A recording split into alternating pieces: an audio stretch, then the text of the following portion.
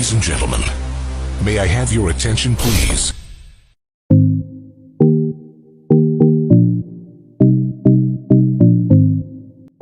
Malaysia mengamalkan ekonomi pasaran bebas selari dengan perkembangan yang berlaku dalam ekonomi antarabangsa.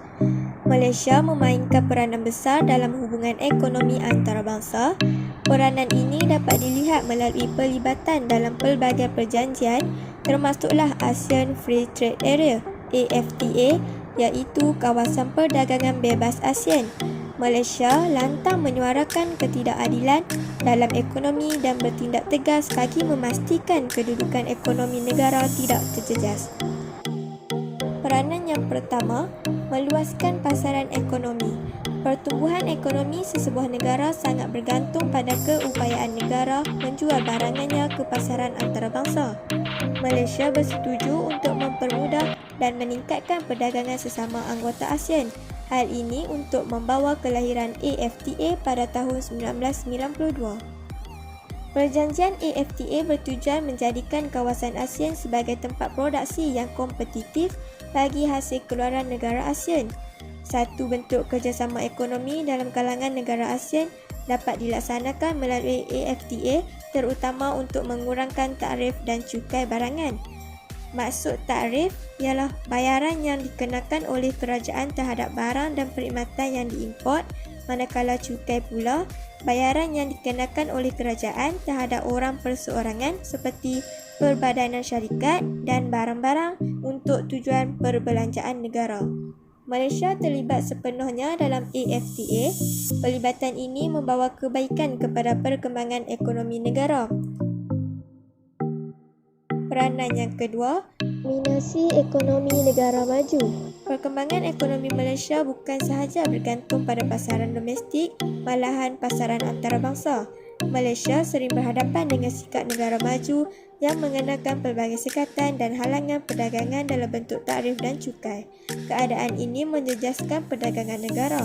Malaysia bersuara agar diberikan layanan yang saksama kepada semua negara.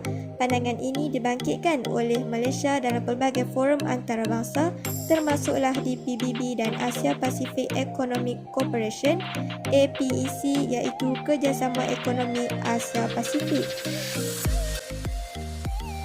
Seterusnya peranan yang ketiga, kerjasama pembangunan ekonomi segitiga. Malaysia memainkan peranan penting dalam pembangunan ekonomi yang melibatkan kerjasama pembangunan segitiga, iaitu pembangunan wilayah baharu yang dimajukan bersama-sama negara anggota ASEAN. Kerjasama ini bertujuan mendapatkan keuntungan bersama apabila negara jiran saling membantu bagi memajukan kawasan yang terlibat.